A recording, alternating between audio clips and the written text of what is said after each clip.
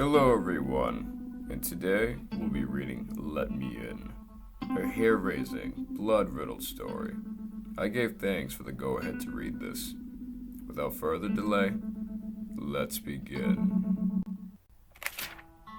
When I was 8 years old, I was woken by a monster. Even at 29, my memories of the encounter remain extremely vivid. As surreal as the experience was, I remember waking up without being sure why. It was as if someone had gently shook me awake, but there was no one in the room with me. A look at the clock had told me it was 3:11 in the morning. Then I heard it, the faintest tapping noise coming from my window. My half-asleep brain didn't know what to do with this information. I groggily got out of bed, not fully comprehending the situation. My room was dark, and I had recently outgrown my nightlight. But as soon as I started to wake up, I began wishing I had one. The only light in my room was the moonlight that shone through my window, around the shadow of a large man. Upon seeing the shadow against my curtains, my eyes went wide with fear.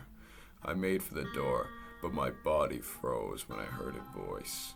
Jonah, come here. The voice came from outside the window. In retrospect, I'm not sure which was scarier, the fact that it somehow knew my name, or the strange tone of its voice, or the fact that my room was on the second floor of our house, and the man was somehow standing outside my window. At the time, I just knew I was terrified. My blood ran cold and shivers radiated down my body. I felt immobilized, as if my visitor had put some sort of spell on me with his voice. I focused and found that I could move my feet, but they didn't turn the way I wanted them to. Something drew me to that window, to that voice. Everything inside me screamed to run and go downstairs and tell my parents. But it was as if my body were moving on its own, propelling me forward to meet my visitor. My mind fought a losing battle against my 8-year-old curiosity, and I drew to the curtains. What I saw outside my window was a creature that should not exist. My body locked up as if I was suddenly afraid to breathe. I wouldn't even realize this until later, but I had started to release myself. If I were to compare this being to a human, the closest resemblance would be in its face. But even this was not wholly true. Its face vaguely resembled the face of a human baby. Its skin was milky white with fat cheeks and bulging solid red eyes that had a dull glow about them. It seemed to have multiple rows of sharp, curved teeth inside its unnaturally wide mouth. The creature's body was abnormally tall, probably a good 15 feet high if I had to guess. It was very skinny and wore a black trench coat. Its arms came up in front of it like a praying mantis, and it had very tiny hands with skinny fingers constantly fidgeting around. Jonah, let me in. The sound of my visitor's voice seemed to break the ice that held me in place, and I ran. I burst out of my room and nearly tripped, making my way down a pitch-black hallway towards my staircase.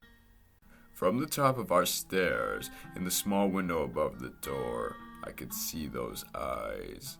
I now had a sickening sense for just how tall the creature really was. It started tapping on the front door. Jonah, let me inside. I was terrified to the core as I ran down those stairs. As I rounded the corner at the bottom, I noticed that the tapping had stopped and the monster was no longer outside the door. That's when a sickening thought hit me. My parents often left their window cracked open at night. I sprinted through the living room with everything I had and grabbed the doorknob to my parents' room. I shoved the door open and a cold breeze hit me. "Mom? Dad?" I screamed as I reached for the light switch. My hand slid in warm, wet substance covering the switch. The lights came on. and my heart stopped when I realized that my hand was covered in blood. The formerly white room was violet with red. The ceiling, walls, and carpet were completely splattered with blood. To my horror, I realized I was stepping in it too. The carpet smushed under my feet, with warm, sticky redness oozing between my toes. As my eyes came up from the blood, it was difficult to register what I saw before me. Curled up like a snake next to the open window was my visitor. It had a childlike smile on its face, with red smears all over its fat cheeks and mouth. Its red eyes were now lit up with green. It seemed happy. I don't believe I'll ever know more of a hell than what I experienced in that moment. Standing there in my parents' room, crying, screaming, and practically choking on blood and tears. It was an eternity before the police showed up. They didn't know what to make of the scene, and I wouldn't speak to any of them. It took a long time before I would speak to anyone, and it's nothing short of a miracle that I'm not completely screwed up as a result.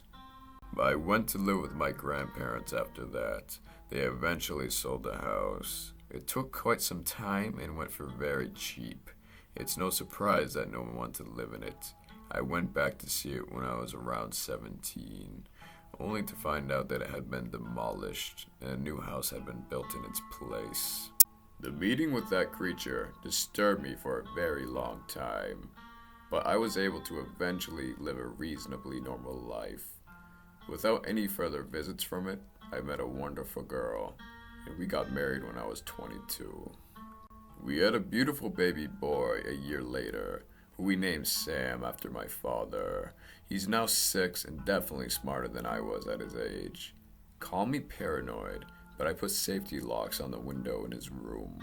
And I'm glad I did. Last night, I was woken up very late by a tap on my shoulder. It was Sam. He stood by our bed with a worried look on his face. "What's wrong, Sam?" I asked, looking at the clock. It was 3:20 in the morning. I had to get up for work in 2 hours. My wife groaned lightly next to me as she stirred out of sleep. "Daddy, someone is tapping on my window. I'm scared." Hello, everyone. I'm glad to see that you guys made it to the very end, because personally, this is one of my favorite stories by far. Soon enough, I'll be uploading some more content, so if you guys have any stories that you'd like to submit, feel free. Also, if you did enjoy that, you know what to do for more content. I hope you guys enjoyed, and I hope to see you soon. Until next time.